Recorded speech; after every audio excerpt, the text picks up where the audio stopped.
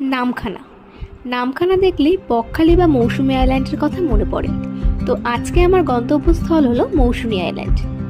তো আমি মেঘা, আমার চ্যানেলে তোমাদের সকলকে স্বাগত। অনেকদিন পরেই আবার চলে আসলাম একটা নতুন ট্যুর নিয়ে। তো একদিনের ছুটি কাটানোর জন্য আমরা চলে গেলাম নামখানা হয়ে সোজা মৌসুমী আইল্যান্ডের দিকে। আর আজকের আমাদের থাকার ব্যবস্থা করা হয়েছিল ডলফিন ক্যাম্পে। ক্যাম্পটার মোটামুটি ওভারঅল লুক তো এরকম, একদিকে টেন্ট, একদিকে ইলিশ ঘর, আর রয়েছে এখানে পার্সোনাল বিচ, আর রয়েছে একটা সুন্দর বসার জায়গা যেখানে বিকেল থেকে রাত্রি থেকে সকাল সব বেলায় বসে গল্প করার জন্য একদম পারফেক্ট জায়গা বলা যেতে পারে। তো আমরাও প্রথমে আমাদের টেন্টে না গিয়ে এই জায়গাটাতেই চলে আসলাম। জায়গাটা সত্যি অসাধারণ। আর আজকের আমাদের টেন্টের লুক ঠিক এরকম ছিল। তো এইখানেই আজকে আমরা ছিলাম।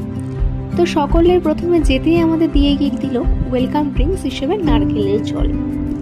তারপর আর কি চারপাশে অন্যান্য রুমগুলো ভালো নাকি সেটা একবার দেখে নিচ্ছিলাম।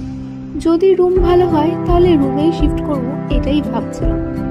কিন্তু আনফরচুনেটলি আমাদের কোনো রুমই সেরকম পছন্দ হয়নি। রুমগুলোর থেকে মনে হয় টেন্টই ঢের ভালো। যাই হোক, ইলিশের রুমে তো আমরা ঢুকতে পারলাম না। কিছুটা লোক দেখতে পেলাম, কিন্তু এতটা গন্ধ লাগছিল ঠিক আমরা থাকতে পারলাম না। তাই আমরা চলে আসলাম টেন্টে। আর দেখো এখানে আমরা কি করছি, আমরা চান করার নাম করে এখানে আমরা সদ্য শিব মন্দির তৈরি করছি।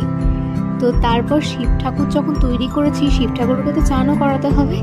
তো এই পাগলামো করতে করতে খানিকক্ষণ কেটে গেল।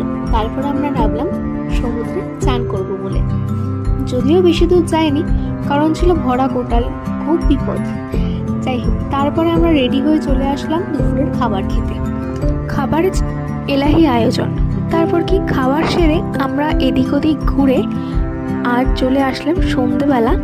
কি সুন্দর লাগছে, চারিদিকে লাইটিং দিয়ে সাজানো। আর সেখানেই গান হবে, আর আমরা নাচবো না তা কখনো হতে পারে। তাই একটুখানি ঘুরে আমরা সেখানে ব্রেকফাস্ট দিয়েছিল মুড়ি আর এখানে ডালের কিছু বড়া। তো সেইগুলো খেয়ে আমরা পাগলের মতো নাচ শুরু করলাম। নাচ হয়ে যাওয়ার পর সকলেই ক্লান্ত। তারপর আমরা খেয়ে নিলাম ডিনার।